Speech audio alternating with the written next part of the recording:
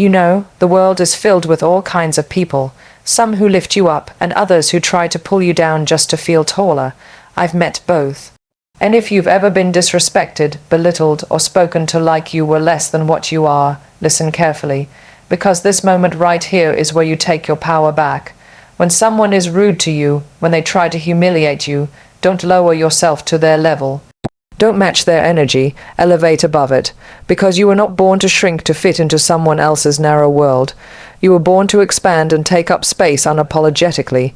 Now, let's talk about what to say when someone disrespects you.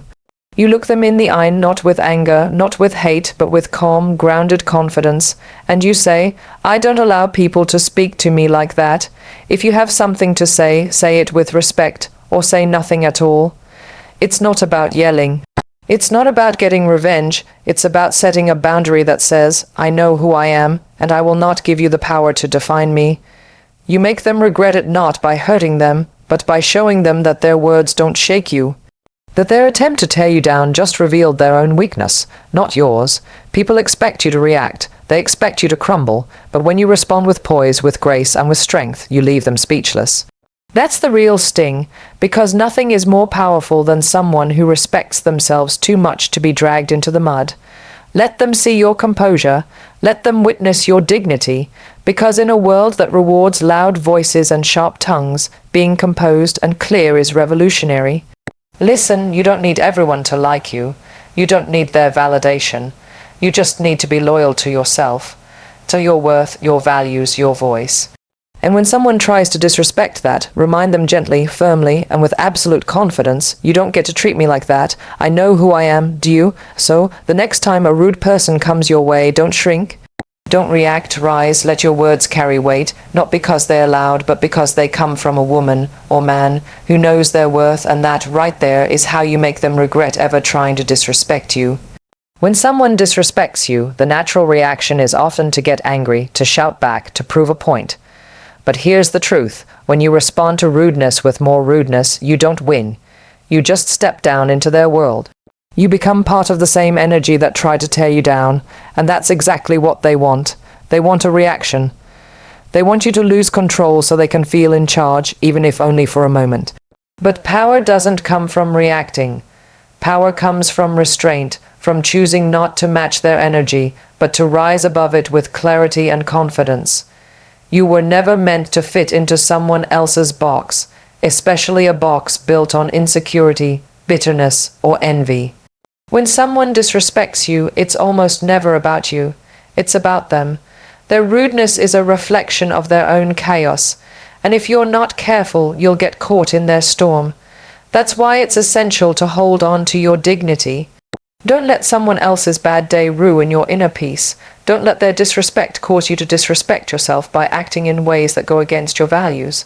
There's something powerful about silence, about stillness. When you meet someone's insults with grace, they don't know what to do.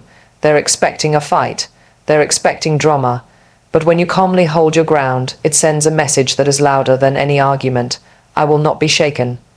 You don't have to shout to be strong. You don't have to argue to prove your worth. Sometimes the strongest thing you can do is smile, walk away, or calmly set a boundary. This is not weakness, it's control. It's the ability to choose your response instead of letting someone else dictate it. It's knowing that you have nothing to prove to someone who doesn't even respect you. The moment you react with the same energy, you give away your power. But the moment you choose silence, poise, or a respectful but firm response, you take control of the situation and keep your crown right where it belongs, on your head. So the next time someone comes at you with rudeness, don't give them what they want. Don't let their chaos become your identity. Keep your head high, walk in your strength, because real power doesn't shout, it doesn't panic, it simply stands tall and lets the world adjust. There comes a moment when silence is no longer strength, it's surrender. When someone disrespects you repeatedly, it's not enough to simply rise above it internally. You must also speak up and draw the line. Setting verbal boundaries is not about confrontation or creating drama. It's about protecting your peace, your value, and your self-respect. One of the most powerful things you can say in a moment of disrespect is, "I don't allow people to speak to me like that." It's simple, it's clear, and it changes the energy instantly. Why? Because it tells the other person that you know who you are, and that you're not willing to accept anything less than dignity in the way you're treated. Far too often, people let comments slide. They laugh it off, stay quiet, or pretend it doesn't bother them, hoping it will go away. But silence can be misunderstood as permission.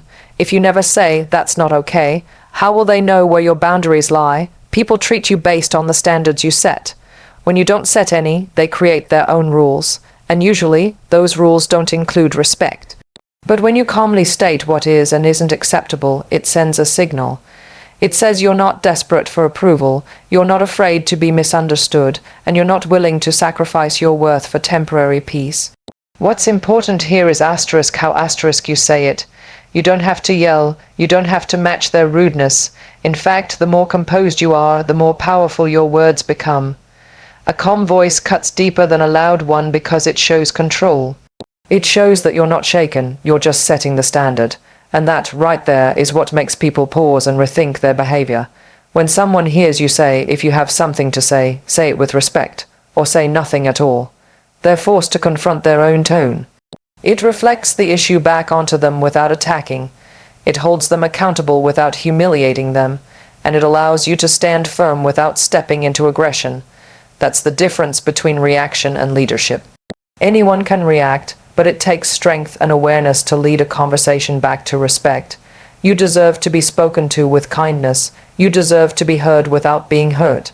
And if someone can't offer that, then you have every right to say without apology, "This conversation is over until you can speak to me properly." That's not rude, it's healthy. That's not dramatic, it's necessary. Because you're not just teaching them how to treat you, you're teaching yourself what you're worthy of, and you're never wrong for doing that. There is a powerful transformation that happens the moment you realize someone's disrespect doesn't define you. Their rude words, their dismissive tone, their attempt to make you feel small, none of it actually reflects your worth. It reflects their own insecurities, their own chaos, their own unhealed parts. And when you allow yourself to see it that way, you take back every ounce of power they tried to take from you.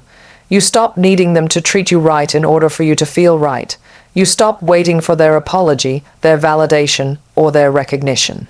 Instead, you give those things to yourself.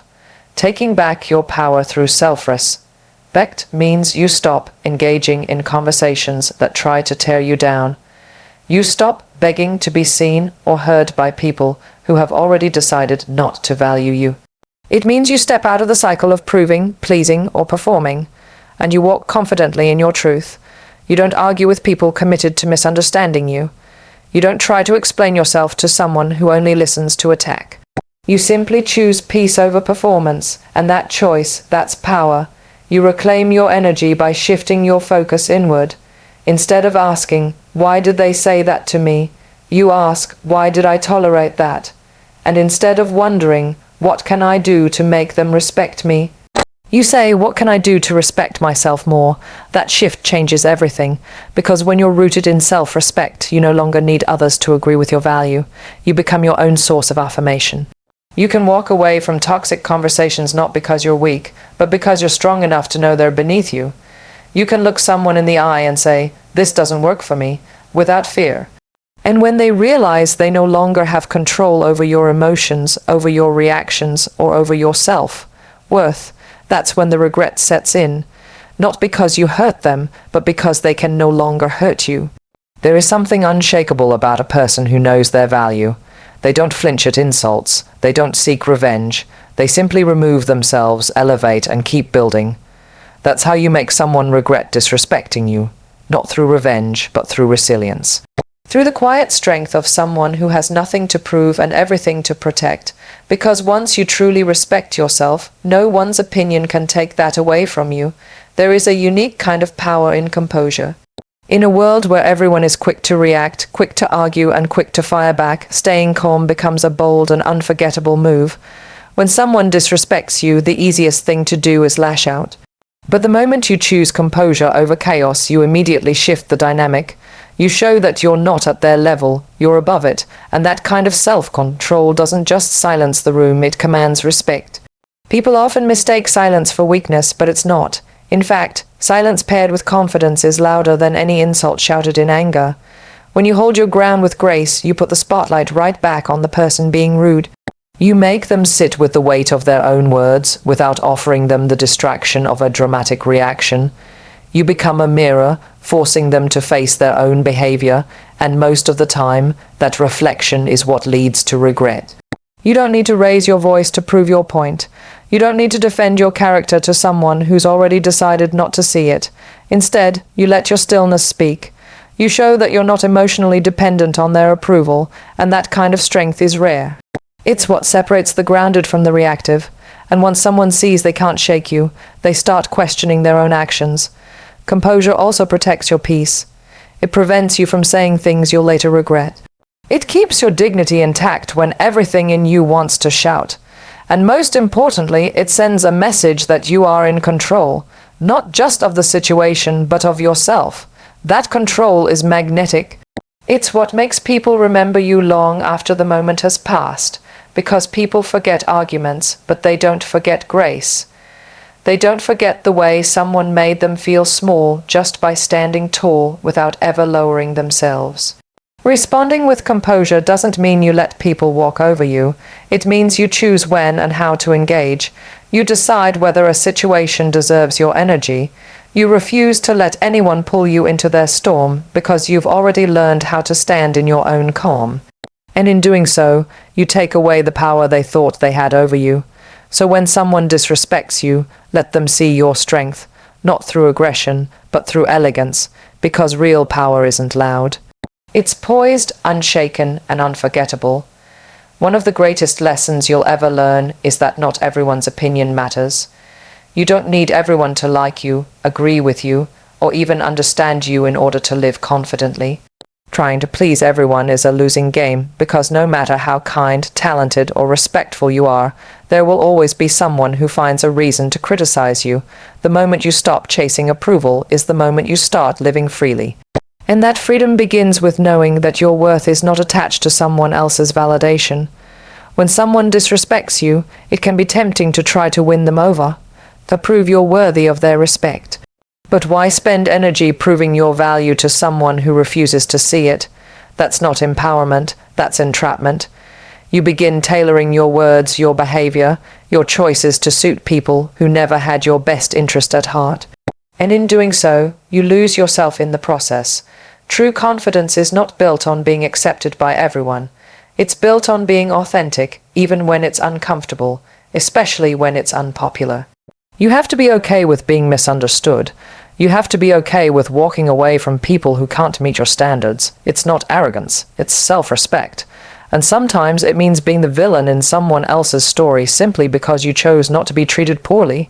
Let them think what they want. Let them say what they will. Your peace of mind is more valuable than their approval. When you stop needing external validation, you become dangerous, in the best way, because people can no longer control you with their opinions.